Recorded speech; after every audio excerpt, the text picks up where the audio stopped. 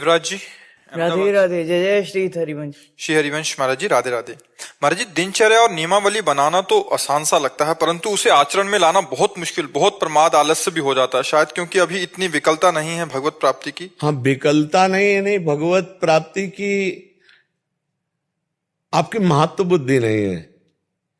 नहीं तो जैसे अपने लोग हैं ना, तो दिनचर्या ऐसे थोड़ी बनाई। जैसे आज की तुम्हें बता रहे हैं, 12 बजे रात्रि के नेत्र खुले तो लगा अब तो 1 घंटा केवल रह गया। हम 1 बजे शौच स्नान को जाते हैं, कहीं लेट गए तो सो जाएंगे, तो सोफा में बैठ गए शांत। 1 घंटा पहले से तैयारी है कि हमको स्नान जाना है, 1 बजे स्नान, क्योंकि 2 बजे तो रोड में उतर आते हैं। आज भी वही अभ्यास है जो बचपन का था। हमने बचपन में सर्दी में कभी कंबल नहीं ओढ़ा, इसी बात से कि हमारी दिनचर्या बिगड़ जाएगी। घंटे 2 घंटे ऐसे मार्किन के कपड़े से ऐसे फिर उठ के बैठ गए। भजन ऐसे थोड़ी, रात दिन एक करके भजन, भूख प्यास गर्मी सर्दी बरसात, सब कोई वस्तु हासिल करने के लिए, मतलब ये जगत की वस्तु हासिल करने के लिए कितनी मेहनत कर, फिर जगदीश को हासिल करने के लिए। तो दिनचर्या में जब महत्व बुद्धि होगी तब उठ जाएगी। शरीर की स्थिति ठीक नहीं, फिर भी नहीं मानते। हमारे अनंत जन्मों के प्यारे भगवान से मिलने का अवसर आया है, अब हम चूकेंगे नहीं। अव्यक्त भगवान जब जानते हैं कि ये मुझको देखा नहीं फिर भी मेरे से प्यार कर रहा है, इसलिए भगवान विशेष कृपा उस पर करते हैं।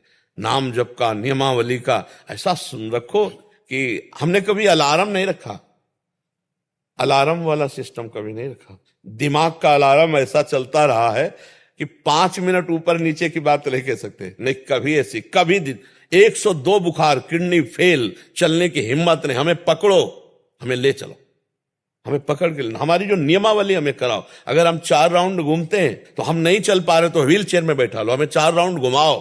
हमारी दिनचर्या है। ऐसे जिद्दी स्वभाव से दिनचर्या, ऐसे नहीं यार आज तो सो जाते, ऐसे कभी पूरे जीवन में ऐसा नहीं हुआ।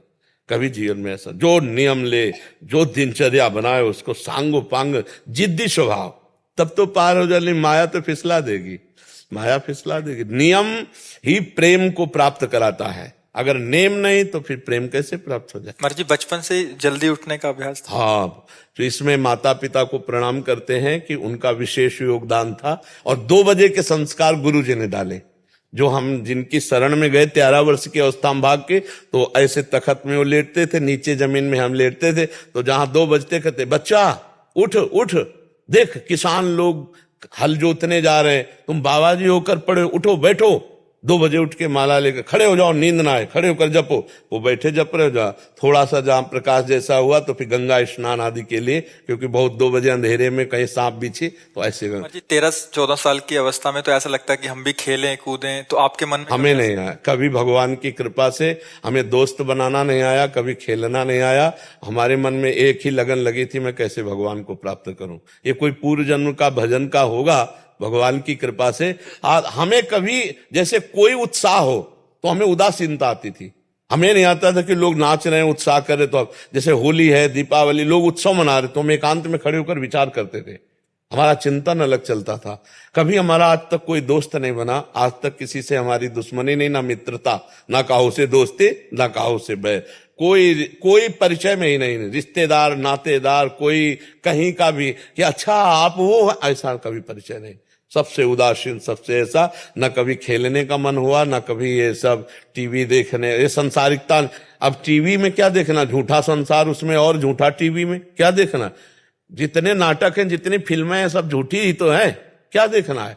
भगवान ने एक तो संसार ही झूठा बनाया, उसमें भी झूठी फिल्म देखे, कभी मन में रुचि नहीं हुई। और वो भगवान की कृपा है, इसमें हमारी कोई साधना नहीं, इसमें भगवान की कृपा रही।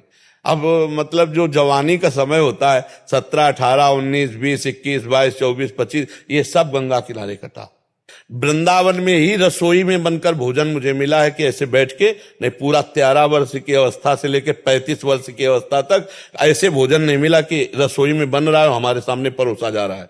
कभी ऐसे जो मांगे मिला गंगा के किनारे, उसे खा लिया ऐसे। महाराज जी, अनुभूति तो जैसे आपने बोला कि साधना में लंबे समय तक लगे रहो फिर जाके अनुभूति होती है, तो जो एक साधन पक्ष था तो आपके अंदर कभी ऐसा नहीं आया कि टूट गए हों? नहीं, कभी नहीं, कभी नहीं। नवीन उत्साह, यही हम अब भी अब भी तो देखो ना, किडनी फेल है, डायलिसिस हो रहा, कितनी परेशानी है आपको। टूटन कभी देखा आप चेहरे पे? अगर हमें सत्संग में बैठाल दो तो बस बैठाल दो। अब चाहे बुखार हो चाहे जो कुछ है, जब तक तुम घड़ी नहीं दिखाओगे तब तक सत्संग नहीं रुकेगा। भगवत चर्चा ये पूरे जीवन का रहा है। हर कष्ट में कई कई दिन, मतलब काशी में तो 7-7 दिन हो गए भोजन नहीं मिले, 7-7 दिन। क्योंकि वहां 80 घाट में भिखारियों के बीच में बैठो जाके तो कुछ सतुआ मिल गया या बर्फी मिल गई, वहां घाट में कौन भोजन देने जाता। तो महाराज जी ऐसा नहीं लगता था इतनी भजन भी कर रहे हैं उसके बाद भी इतनी प्रतिकूलताएं जी? चिंतन ही नहीं था प्रतिकूलता का, चिंतन तो लक्ष्य का था कि भगवत प्राप्ति हो गई, मुझे भगवान की, ये सब नहीं। जिसका लक्ष्य भगवत प्राप्ति होता है कष्ट की परवाह नहीं करता है। कष्ट की परवाह तो तब करता है जिसका लक्ष्य दृढ़ नहीं होता।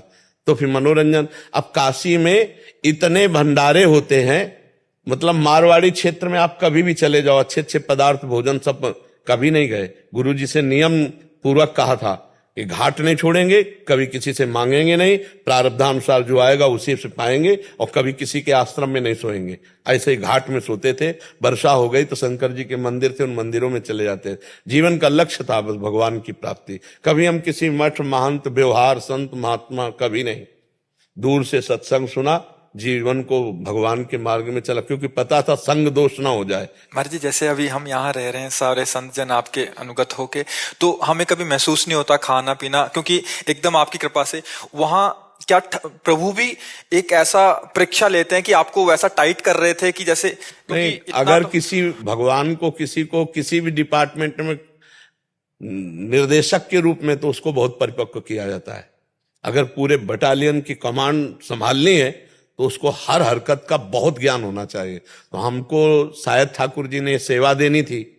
अब हम कहीं, मतलब किसी स्कूल में जाकर के या कहीं व्याकरण आदि या कोई सत्संग आदि की शैली पढ़ना, ये सब कुछ नहीं। गंगा